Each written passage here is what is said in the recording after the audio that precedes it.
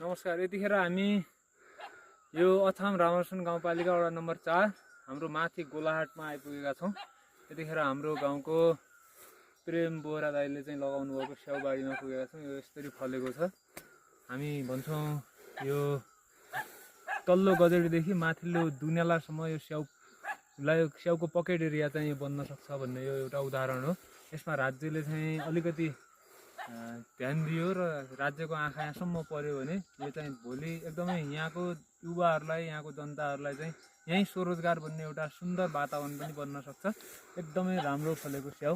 यो चाहिँ एउटा उदाहरणीय कार्य, एउटा उदाहरण यहाँ छ है। तपाईँहरू पनि आउनुहोस् है भेट्न। नमस्कार। यतिखेर हामी यो अछाम रामरसन गाउँपालिका वडा नम्बर 4 हाम्रो माथि गोलाहाटमा आइपुगेका छौँ। यतिखेर हाम्रो गाउँको प्रेम बोहरा दाइले चाहिँ लगाउनु भएको स्याउबारीमा पुगेका छौँ। यो यसरी फलेको छ। हामी भन्छौँ यो तल्लो गजेडीदेखि माथिल्लो दुनेलासम्म यो स्याउको पकेट एरिया चाहिँ बन्न सक्छ भन्ने यो एउटा उदाहरण हो।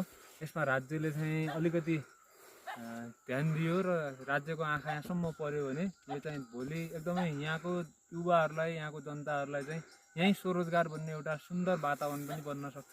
एकदमै राम्रो फलेको स्याउ। यो चाहिँ एउटा उदाहरणीय कार्य, एउटा उदाहरण यहाँ छ है। तपाईँहरू पनि आउनुहोस् है भेट्न।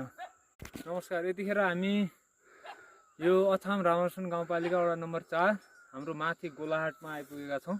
यतिखेर हाम्रो गाउँको प्रेम बोहरा दाइले चाहिँ लगाउनु भएको स्याउबारीमा पुगेका छौँ। यो यसरी फलेको छ। हामी भन्छौँ यो तल्लो गजेडीदेखि माथिल्लो दुनेलासम्म यो स्याउको पकेट एरिया चाहिँ बन्न सक्छ भन्ने यो एउटा उदाहरण हो।